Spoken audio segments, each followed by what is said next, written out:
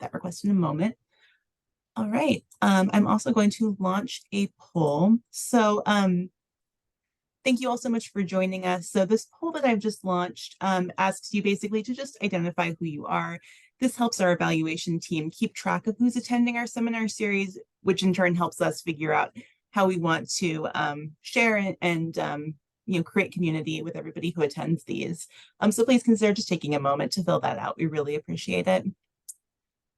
And we're really excited to announce this month's seminar series and to introduce the 3 awardees of our Research Pilot Project program. So just a really brief introduction on what that is. The RPPP, 3Ps, provides seed money to support innovative research from any discipline that explores the role of power in defining conditions of work that create inequity and affect the safety, health, and well-being of workers and communities.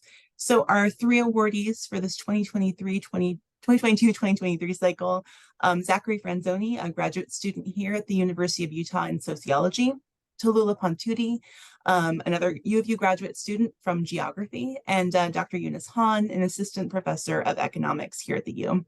So what we've asked them to do is just to speak a little bit about what they're going to be researching in this next year, kind of what motivated their projects, and what changes that they hope that their research will ultimately make to work and workers. So I will go ahead and hand the floor over to Jewel. I think we said you were going first, is that right? Yeah, sounds great. Thank you. Get my screen shared. Okay. All righty. So everyone's seeing everything okay? The classic Zoom question. Okay, perfect.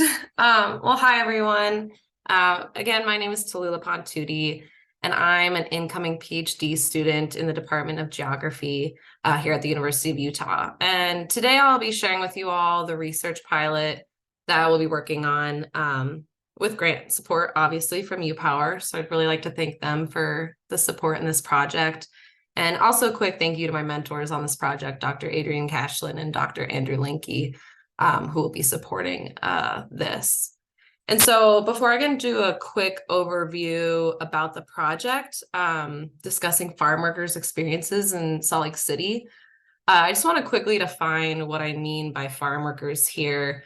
I use it a little bit interchangeably, both folks that actually are employed in agriculture with like a full employer, a farm owner, and then the actual farm owners themselves. And obviously their roles are quite different. But throughout a lot of this, I use them interchangeably, even though I'll be talking about them more specifically later on. So first, I want to give a little background and touch on the existing working conditions and experiences of farm workers across the United States. And so agricultural workers are a unique workforce in the US. They're a vulnerable population that experience unpredictable and extreme weather. They often experience unequal exposure to pesticides and unsafe working conditions. But as we all know, they're an invaluable part of our community and our food system. And so all these things they're experiencing also compounded by their limited access to basic needs, such as adequate wages, healthcare, food security, housing security, gender equality, immigration security, the list goes on. And so while these issues are documented in various ways across the US, not as much is known about farm workers in Salt Lake here in this regard. And so what we do know based on previous research in Salt Lake City is that local farm workers face low wages and market access inequities. So they face issues with being competitive in the agricultural market, and often their contributions in our community are undervalued. So that, greatly impacts their well-being, their health, their feelings of safety, and of political influence. And so this current and historical lack of investment in local farmers, described by some as food apartheid, has compounding effects across the entire city. So we know that social segregation within Salt Lake is quite prevalent. It has left those living on the west side with decreasing access to arable land as well. So we know there's at least 12 farms currently operating in Salt Lake. And we do know that they have increasing environmental and social importance, and that's all highlighted by the stress of COVID-19, climate change, and existing food system inequities. And despite their inherent value, farm worker livelihoods have been a relatively low priority for policymakers generally. And our community's food system is greatly dependent on these folks. And so with Salt Lake rapidly growing, as we know, we really need to support long-term agricultural employment and establish stronger food security and food sovereignty through these methods. And we know that previous interviews identified the priorities of farm workers and food system advocates in Salt Lake, who called for further community-centered research into the lives of farm workers and the power dynamics of operating with or in competition to major corporations. And so all of these are kind of leading to some guiding questions that we've been thinking about. And the critical gap in our understanding of how farm workers in Salt Lake navigate their daily lives within these rapidly changing economic circumstances. And we want to be able to further design and invest in policy and programming to secure long-term living wages and healthy communities for these workers. And what's really important here too is that farm workers and the community voices need to be at the forefront of planning and needs to include food equity that's rooted in dignity and increased food agency. So with these guiding questions, through this research, we want to know what are the current experiences of farm workers in Salt Lake City? How can we ensure that policy and program changes center farm worker voices and perspectives? And most importantly, how do the actual farm workers envision this process happening? And then also, what barriers exist that limit the ability for local agriculture to grow and thrive? So kind of hitting it in all these directions. And so to begin to answer these questions, we're working with UPower through this pilot project to interview folks engaged with agriculture in Salt Lake City. And since we believe there are about 12 farms, we're looking to interview and learn with farm workers employed in as many farms as we can, since it's a relatively and surprisingly small community.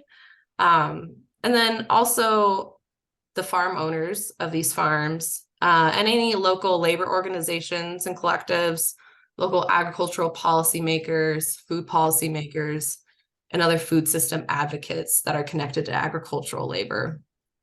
So we want to include some of these other folks to help supplement the perspectives, but really note the difference between power and perspectives from farm workers who are employed in agriculture and then the farm owners themselves, because we know there's a lot of interacting perspectives within those.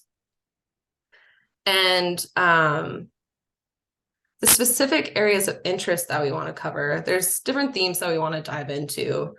And these are, just kind of broad themes that we want to kind of dig into. So first we want to talk about economics with folks, kind of thinking, generally about their incomes that they're able to earn and access to quality insurance. And then touching on health as well. So kind of the physical, mental, and emotional health of folks as farm workers in Salt Lake City, but then also just in their abilities to be folks in our community. And that kind of goes along with safety too, both in the workplace and as community members. And then politically, we'd like to learn more about how they feel they have agency in the workplace and decision-making opportunities. So both directly in the workplace, as I said, but also in the community as farm workers. So kind of like bringing that job connection and kind of personal connection, because they end up being so inherently intertwined with a lot of folks. And then finally, relationally, how do farm workers feel connected to their coworkers, their employers, and the community around them? And everything I've discussed here, is obviously pretty serious too, but this is also an opportunity to hopefully connect with farmers and farm workers about their dreams and ideal scenarios of what working with food, land, and community can be.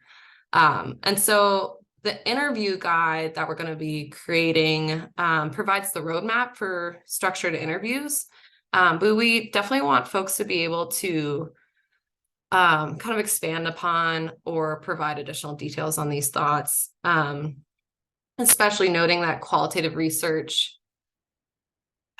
creates unique roles between the interviewer and interviewee. And there's a lot that goes into the positionality of being a researcher and someone being researched. And a lot of this comes from wanting to be able to co-learn and co-connect, co-creating knowledge with each other.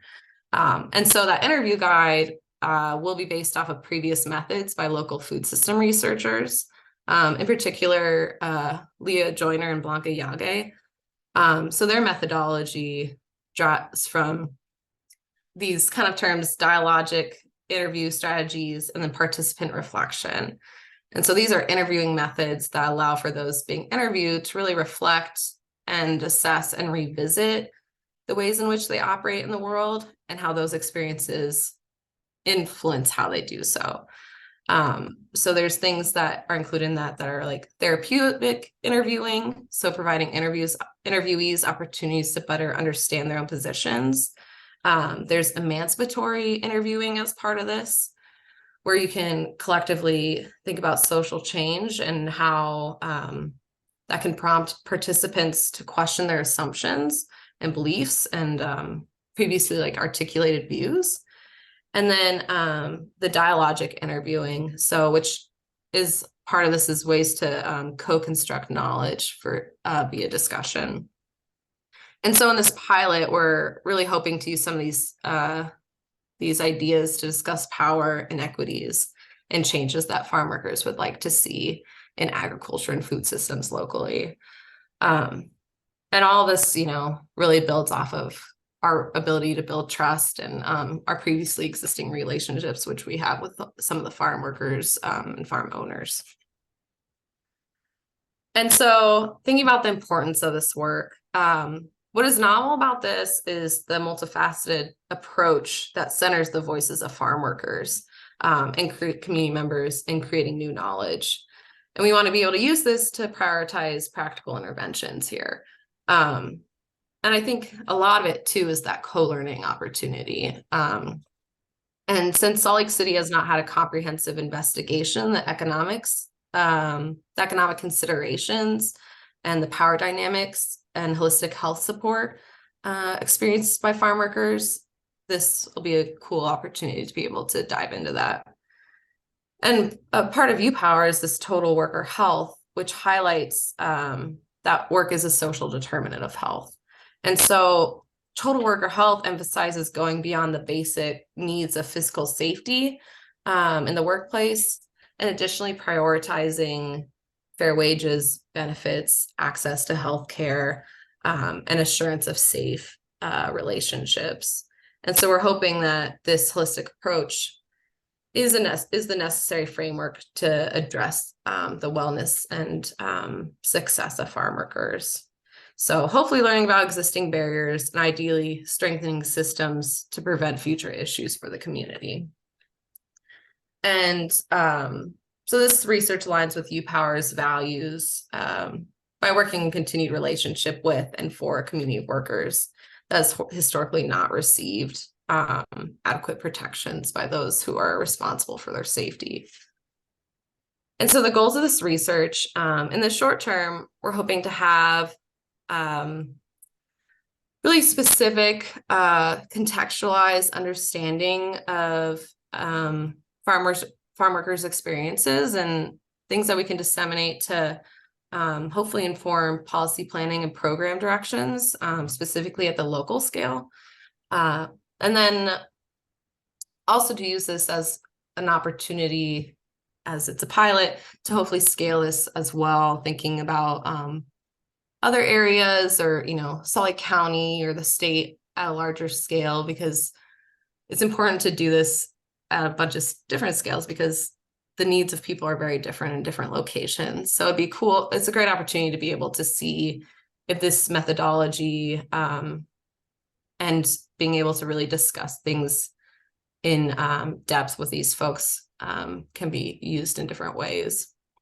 And then long-term changes, we would love to see that this helps folks continue and researchers continue on the track of building deeper community-led development of protective and agency building structures for farm workers that are all contextually relevant, and continue to think about this co-learning, co-creating knowledge, and thinking specifically about how we can do things in a less hierarchical way as well.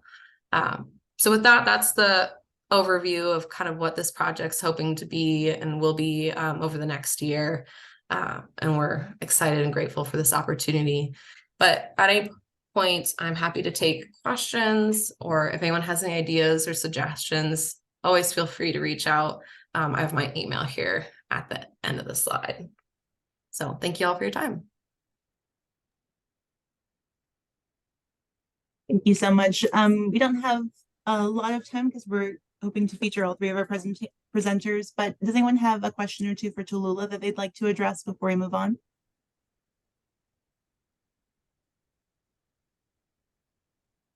All right, thank you again for telling us a little bit about your project, and I'm going to hand it over to Dr. Han. All right, so let me share my screen.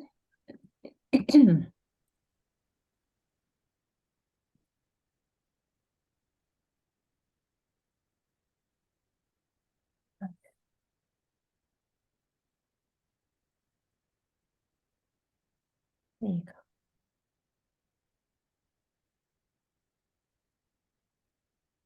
Can you guys see my slide okay? Yeah, compared to the previous presentation, my slide looks a little dry because I don't have many pictures to share. But this is kind of typical in economics field, but hopefully the content is not boring. So the title of my presentation or my research going forward is what unions did for workers' well-being and what unions can do for labor market inequality during the COVID pandemic. So I'm going to share a little bit of background about why we are interested in studying this. So as we all remember, the 2020 was a horrible year. A lot of people died from the pandemic. And even the ones who survived, probably suffering from some sort of a long-term health problems, either physical and mental. And millions of workers have been laid off and furloughed during the pandemic. And that adds up to a lot of stress in our economy. And because I'm in the field of economics, I will discuss the implication of the pandemic and the unions in the US labor market. And according to the statistics provided by the Bureau of Labor Statistics, the total wage and salary employment, not self-employment, but the total wage and salary employment fell a lot. And it actually adds up to about 7% compared to previous years. That's quite a big number. And during the same period, by the way, the union membership rate increased. Not the actual number of people who joined the union, but actually the rate has been increased by about 0.5 percentage point. It doesn't sound a lot, but the trend of the union membership has been actually decreasing for many decades. But during the COVID period, we actually saw the uptick. So that motivated the study. Why did it happen? If unions did not provide any values, people will not really join the union and we wouldn't see the uptick of the union membership rate. But we did see the uptick of the union membership. So I wanted to see why, and in particular, what union did during the pandemic for the workers. And I'm going to just lay out my research question just upfront. So we will look at the role of the labor unions in influencing the well-being of workers from various subgroups of workers. And in particular, we're going to emphasize the role of the union in possibility of reducing the labor market disparity, especially for females and workers of colors. So the first question we're going to explore is, did union help protect job security for their members? The second question is about the union wage premium. We know that the union workers earn 5 to 20 percentage point higher earnings compared to non-union workers, depending on the sectors and industries and occupation that you're doing. Then what happened to that union wage premium during the COVID? Did the COVID pandemic affect these labor market outcomes differently for men and women? do we see the different impact of the pandemic by workers' race and ethnicity? So we're looking at the impact of the pandemic and the interaction with the pandemic and the role of the union in two major axes. One is gender, the other one is race and ethnicity. I'll explain why I'm emphasizing those two axes in a minute, but this is basically what we're going to examine in the next year or so. To give you a broad idea about where we fit in terms of literature is looks like the literature identifies three main categories of definition of a worker well-being. It's kind of a broad term, right? When you say worker well-being, what does that even mean? It's kind of vague. So they try to measure in different ways. One is objective measures. So they try to measure things like what you can actually measure. So economics, health, sometimes environmental, cultural, and social factors. Because it's supposed to be objective, they'll try to ignore the perspective of individual preference and feelings and values. To remedy that approaches, there's a different part of the literature talking about subjective measures, and they will look into something like individual satisfaction, happiness, self-fulfillment, engagement, their sense of purpose or value of life, and that kind of stuff. It's kind of hard for me to understand how you can measure those items very well. And of course, it's going to be through surveys, right? But because of the objective measures can missing a lot of important items in our life, and subjective measure can actually complement those. So there are literatures out there that actually try to combine both measures together. But because I'm an econometrist, I will try to focus on what I can do. And the two of the items that I will focus on in this study is still in the branch of objective measures. I will look into the measures in economics and in health. There are cultural, environmental, and social political aspects that are also part of the objective measures. I won't be able to directly address it because labor unions strongly correlate with those items, right? For instance, if you're trying to measure the union density or union membership rate in the blue states, it's going to be a lot greater, a lot bigger than the union membership rate in the red states. So it's already built into this cultural and political realm of the workers.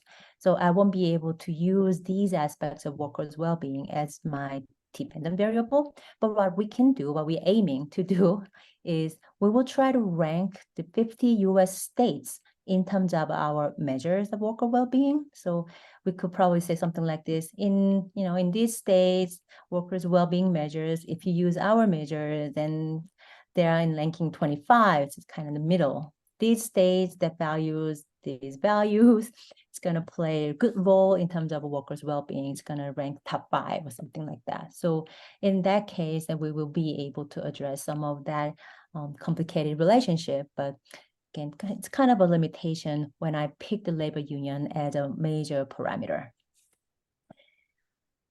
So a little more in details about economics measure that I will use in this study. Again, there are layers. So one aspect is the pecuniary measures. So it has something to do with money. So we can look into weekly earnings, hourly wages, or whether the workers are receiving overtime pay. If they receive overtime pay, how much they receive. The bracket says COVID. This means this is a particular item that was asked to workers during the COVID period. So we can also look into the items like the workers receive the pay for hours not worked during the COVID. And also talk about non-pecuniary items, something like job opportunities, whether workers work full-time or part-time, unwillingly work part-time or willingly part-time, or whether they worked multiple jobs or whether they work overtime. Then the second aspect that I'm actually very interested or excited to explore is whether the union workers compared to non-union workers were able to enjoy better employment security. And then the third one is usual work hours. How many hours did you work? Were you willing to work full-time or more than that, and something like that? And then the fourth item is whether the workers took the family or vacation leave during a particular period. And then last two items, again, it's related to COVID. If workers were unable to work due to the employer closure or the employer lost the business due to COVID, or whether they were prevented from looking for work due to the COVID. The last item, again, this is only asked during the COVID period. Were you able to work from home? So were you able to telework? And these are the economic items that I will look into. Best seat in the house. You can look out the viewport, you can put a privacy screen in, turn up the music, and it's very popular. We have our control screen here. Oh, I thought that was a question, so I was like, all right, so the next item is about health. So these are the stuff that we can look into based on our data. We can look at whether the workers took the medical sick leave, both paid or non-paid, we will be able to separate them. And if the workers have sort of any kind of a disability that limits mobility, and whether workers listed illness, injury, and medical problems as a reasons for the absence from work, or the injury, medical reasons listed as a reason for working part-time in the last week. And then the last item, which is very interesting, is they received the medical care or whether they did not receive the medical care for something other than COVID-19. So these are the health outcomes that we will look into in addition to the economics outcome. Then why am I thinking that the unions can do something about job security? And there's a clean path of literature. I mean, it's actually, there are 3 paths of literature telling the same thing. So during the pandemic-led recession, there are shared work, better health benefits, and a union voice playing all same role to increase the job security or reduce the job loss for union workers. So for instance, work sharing. Unions are often, not all the time, but often they're able to arrange work sharing, which is encouraging employers to temporarily reduce work hours of their employees instead of letting them go. So instead of letting them all go, in order to save the jobs, the unions are able to say, oh, hey, we're willing to work with you. So we'll just take turns and we'll just reduce the hours. So work with us. So unions do that very often. And another channel is a union voice. And if you're union members, you don't have to confront your boss directly, and unions will do that for you. So the union members are less worried about speaking out regarding safety measures about their workplace, because they're supposed to provide better protection and stronger and better safety measures for their members. So if there's a concern during the COVID, for instance, they wanted a mask, and instead of confronting your boss and asking for the mask, you can talk to the union, and then they will send the representative and talk to your boss. Can you provide a mask for your workers and stuff like that? So unions can also play that kind of role. And also, we know that the union members are better equipped with health insurance and generous paid leave and medical leave compared to non-union members. So because you have a better access to healthcare and medical treatment during the COVID, compared to non-union members, they are more likely to remain in the job instead of quitting because of the fear of the health. All these are pointing the same direction, that the unions are able to enjoy better job security compared to non-union workers. So basically, for this part of the research, I'm going to check if this is true, even during the pandemic-led recession. And if this is true, how big is the union's role here? Is it teeny tiny, or is it actually pretty significant? And another thing that I want to look into is related to this economic theory. It's called the compensating wage differential. It sounds pretty complicated, but it's actually not. So if you think about the jobs that has unfavorable working conditions, dirty, not safe, dangerous, the kind of unfavorable stuff, to be able to hire someone to work for those tasks, you have to provide higher level of wages. So you have to compensate workers for those unfavorable working conditions. So that's called compensating wage differential. If that's the case and it's a positive compensating wage differential, you have to pay more for those unfavorable working conditions.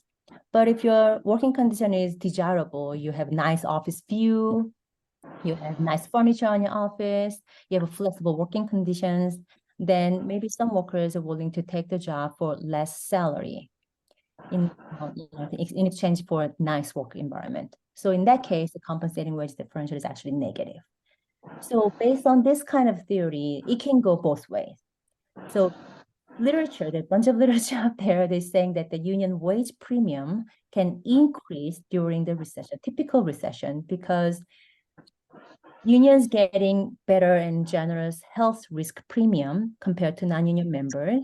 So if that is a key mechanism, that we'll be able to see positive compensating wage differential playing more role. So during the COVID pandemic, we'll be able to see increase in union wage premium.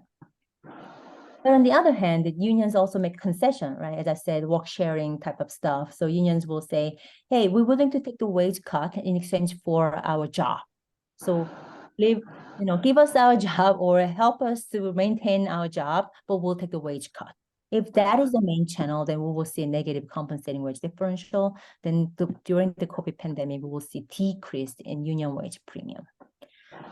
So which channel will play a greater role? That's going to be our research question. So before the pandemic, union wage premium ranges again between 5 to 20 percentage point.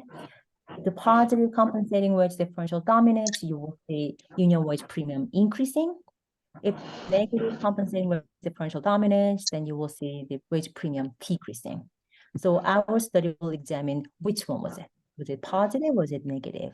Whether the union wage premium increases or decreases during the COVID pandemic. There are other things that I can also talk about, which were very important during the pandemic.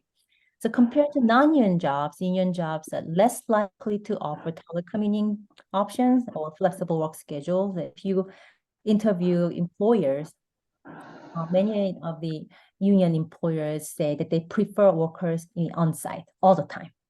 So they don't like the workers to work from home. It could be because they're in the nature of the work. If you're working in the factory, how are you going to work from home? You have to be there physically, right? So many of the union jobs require physical presence. So I can look into the impact of the unions, the role of the unions in terms of that factor, the flexible working condition or telecom option. And also, when there's layoff and lots of furloughs, union employers offer their terms and conditions of employment. One of the items that I can look into is whether union workers receive the better severance package.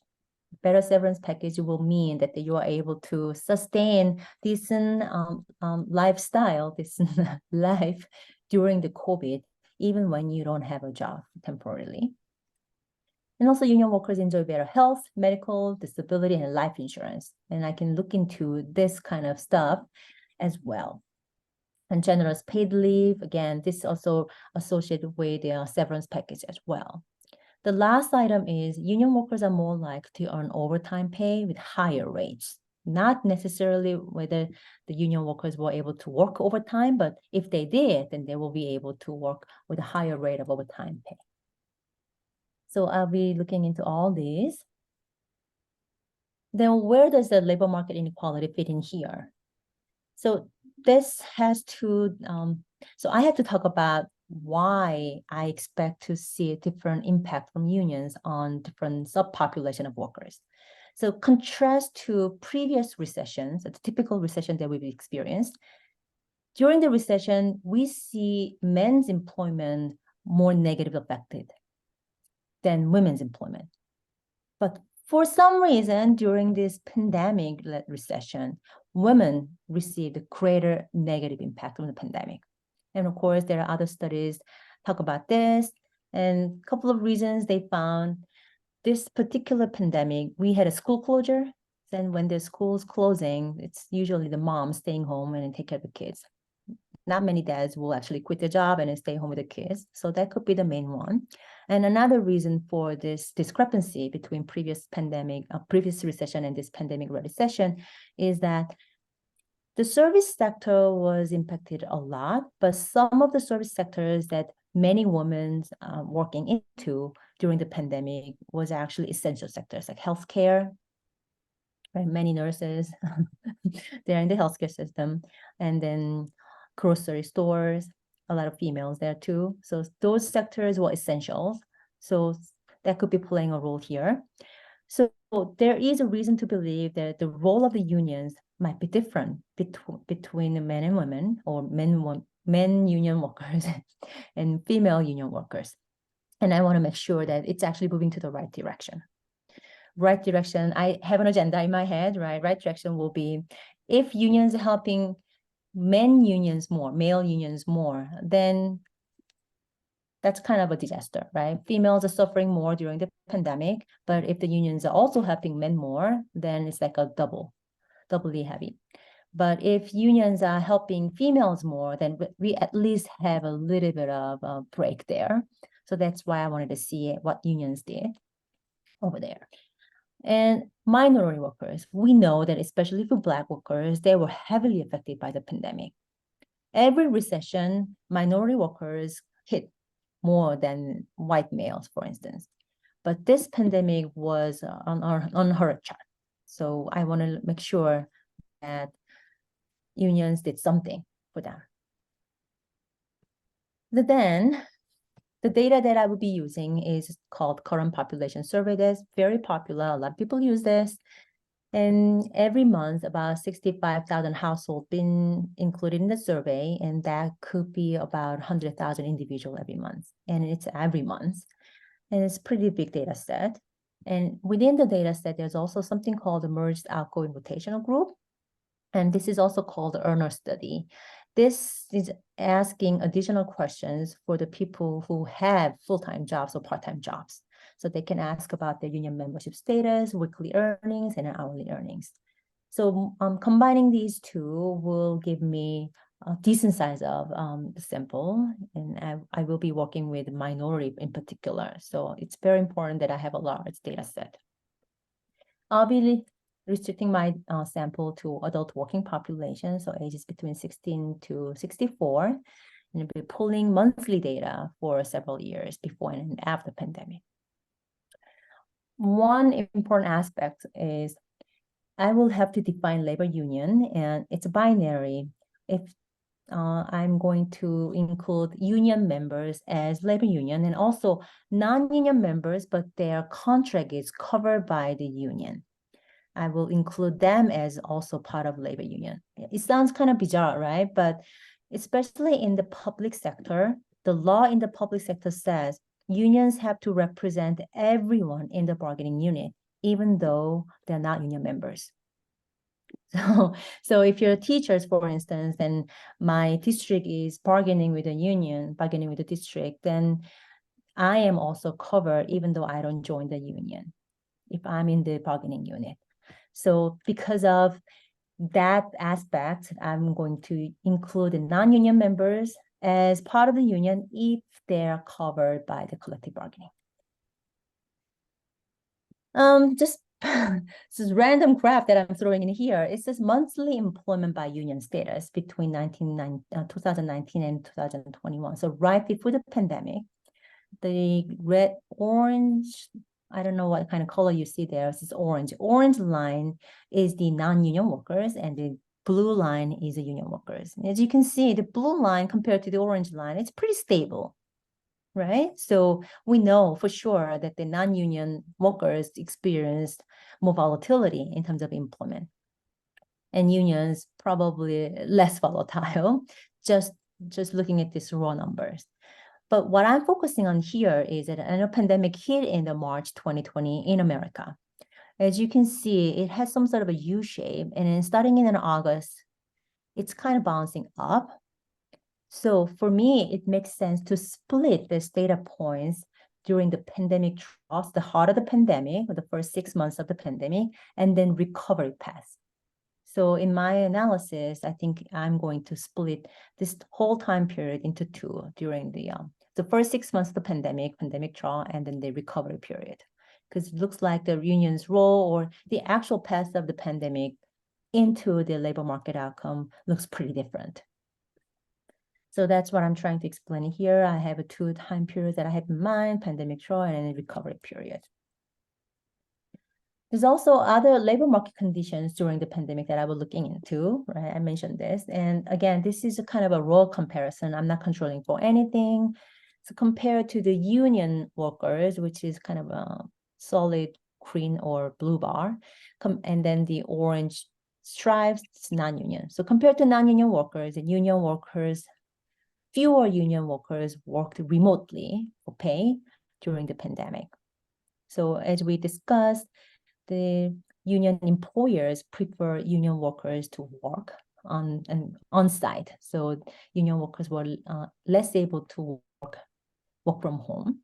But this pattern can be different based on their race and then gender. So that's what I'm looking into during this study. Excuse me. And then the second item is compared to non-union workers, and union workers were less able to work due to an employer closure. So this is also expected. And this is a kind of employment security or losing jobs. So union, we expect, will suffer smaller job loss. And that's probably what we're picking up here. I want you to show you this figure because of this last item. This was so surprising for me to see that compared to non-union workers, union workers receive pay so much more for hours not worked during the COVID-19. If you lost job and then if you were able to receive pay for hours that you were not able to do because of the COVID, that's huge. And you see the huge gap between non-union workers and the union workers. And again, I'm not controlling for anything. So this could be just picking up the difference between occupations and sectors and industries. But that's pretty big difference just overall. So that will be very interesting to dig more into this. So then what am I doing here? So the contribution of our study, I think it's a multiple phases. The first one is I'm investing the role of the labor unions during the pandemic recession and trying to offer a comprehensive assessment of workers' well-being. The typical economic literature is very simple. We're looking at very few, maybe up to 3 outcome variables, either pay and employment. But it's very limited in terms of this whole total worker health aspects. You're not just looking into the salary. You're not just looking into whether you just have a job or not. And when the pandemic hit, there are many, many options available. Like work from home is also available. That's huge benefit of some jobs. And also receive pay even if you didn't work during the COVID period. That's also huge. And also, were you able to enjoy your medical leave? Was it paid? That kind of stuff. So there are many, many items that we have to look into to capture the workers' well-being. And a lot of economic studies, we kind of a narrow in view. So I want to address that it's not just the wages and the jobs. It's more than that. So I want to offer this comprehensive assessment and make sure that it's not just those 2 items. It's a lot more than that if you want to measure the workers' well-being better. The second one is I do want to explore this new pandemic-related labor market information, the bracket items that I mentioned that's asked during the COVID. Those are new information that were not available before. So I want to explore that and provide evidence about unions' potential role beyond the pay and employment. Then talk about how unions were able to influence the labor market outcomes differently for females and minority workers. If the unions are providing better protection for female workers and minority workers, then we're moving to the right direction. We are providing some sort of a security blanket for those females and minority workers. We usually call that marginalized worker force. They are being marginalized. So we're providing something for them, and it's not built onto the government programs, right? They're unions, and then unions not part of the government. So even with the government, even without the government's intervention, our market's doing something for those marginalized workers. So that's what my guesses are, and then that's what my hypotheses are. And so I'm excited to explore those. But if we're not moving to the right direction, then my hypothesis is wrong, and then we have to look into some other stuff. And I'm concerned that if the union is not doing their jobs, then our last resort is relying on the government, right? The government support. That's not where we want to be in the future. So if some other recession comes in the future, if my study was able to find that, hey, unions there to support all this, even during the COVID pandemic, then we have one source to rely on. But if I'm not able to find any positive impact on those marginalized workers from the union side, then again, we have to rely on the government more. And that's another story, right? So that's kind of my big umbrella story, but that's where I'm going with this study. All right, so thank you so much for listening to my talk. And again, same thing as a previous presenter, I am still exploring all this. So if you have suggestions or questions, please do reach out to me. Thank you. Thank you so much. Zach, I'm going to go ahead and hand the floor over to you. Awesome, thank you.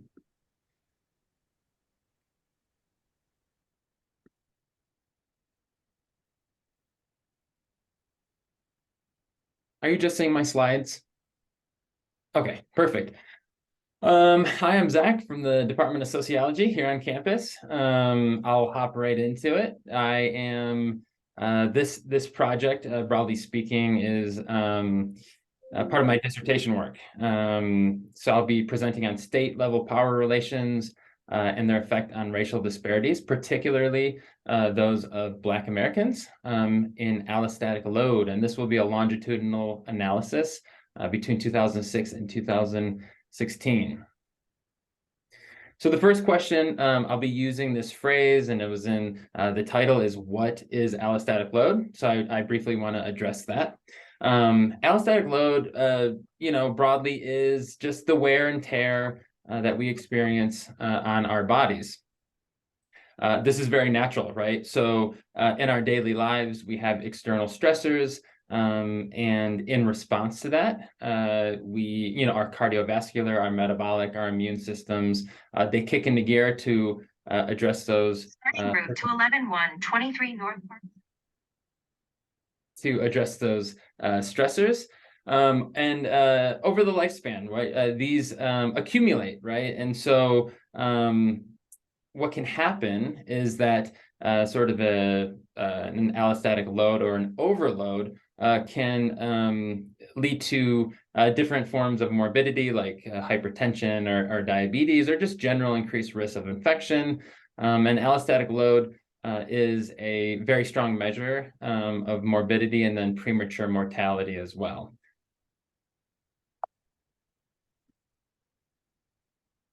And just a little background on this project, generally speaking, is this is embedded in sort of a broader a set of efforts in population health studies, as well as epidemiology and demography.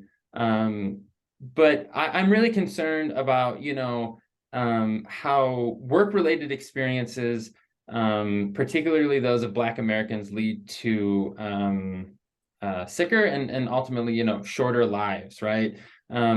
What does that really mean? How do work-related experiences lead to this, right? So one is, Black Americans are often overrepresented in certain occupational groups that might have higher physical demands, lower wages, limited benefits. Black workers may face higher occupational health and safety risks due to inadequate training, lack of protective measures, for example. And Black Americans frequently experience higher levels of workplace discrimination, which can contribute, particularly over time, to chronic stress and negatively impact their physical and mental health. So there's different pockets of research in these fields.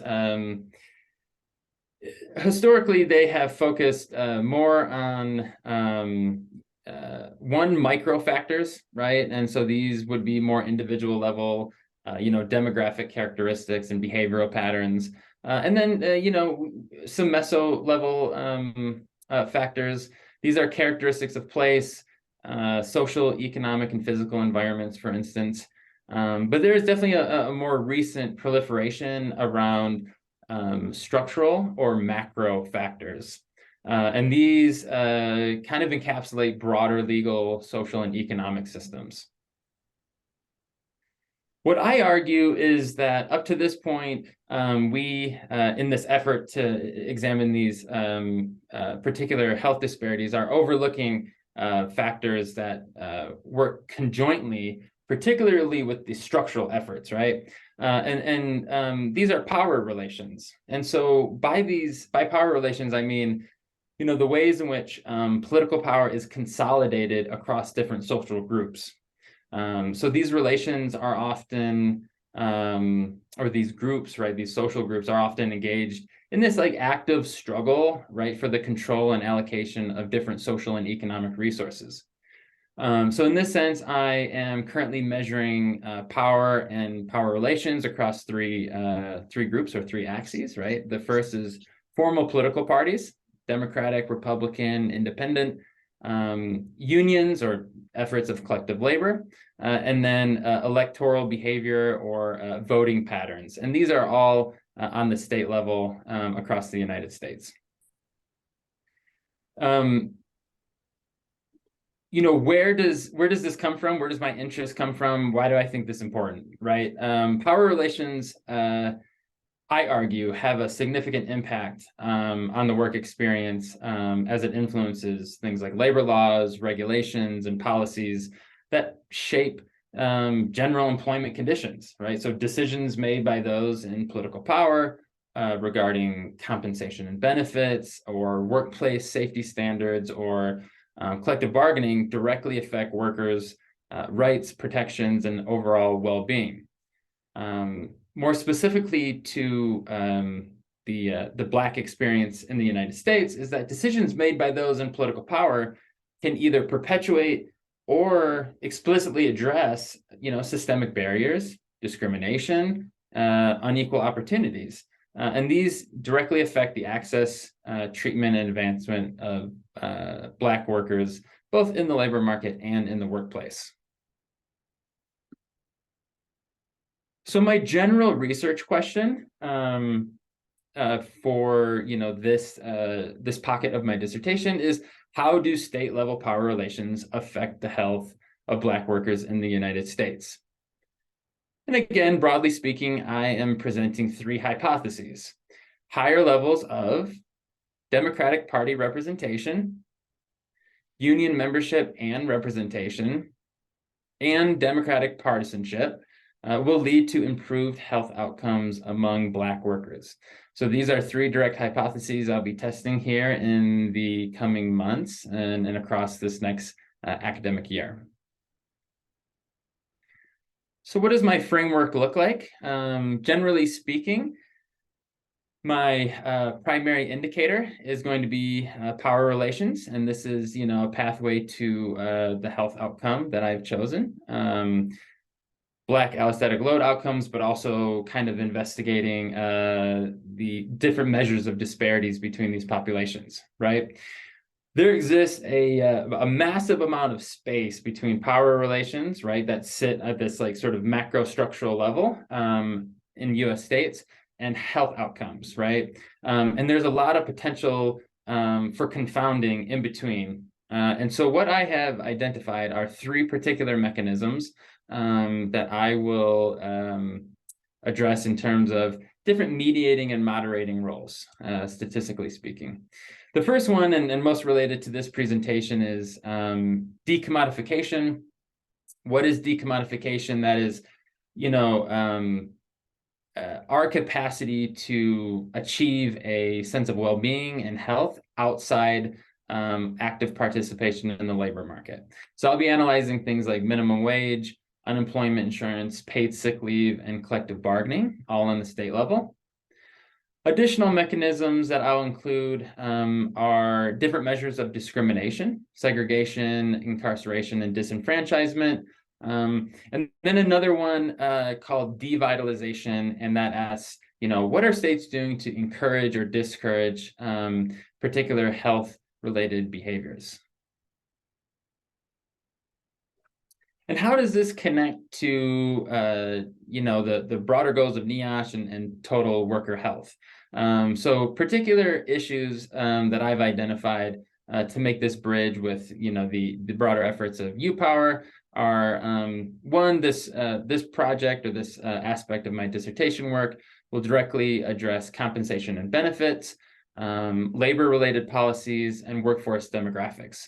So not only will I be looking at, racial disparities in health, but also implementing different interaction analyses to look at the intersections of race and gender.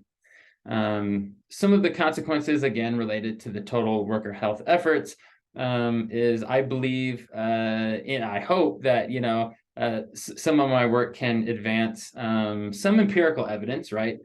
Power has been this this kind of fluid dynamic idea in population health research, but it has rarely been empirically investigated. So I do hope to contribute to the literature in that regard.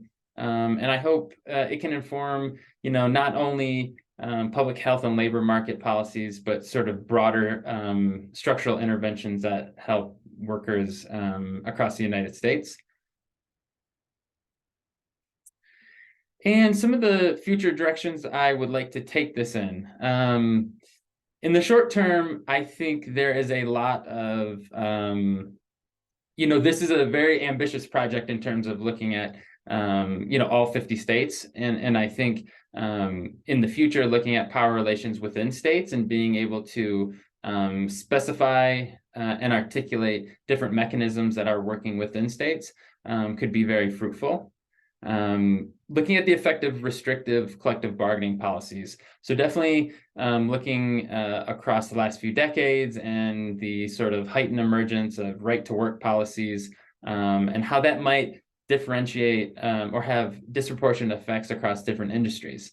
And then also examining the work experience across the lifespan.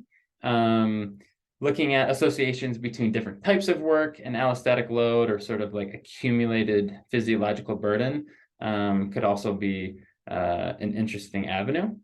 And then more long-term, I'm very interested in looking at different aspects of the work experience that may contribute to allostatic load, things like job insecurity and employment protection, for instance. And then again, sort of a more ambitious long-term goal is potentially informing policy changes related to different levels of distribution. And again, kind of lending more empirical evidence to the effects of redistribution on a more structural level. Yeah. And that is what I have for you. So thank you all for your time today.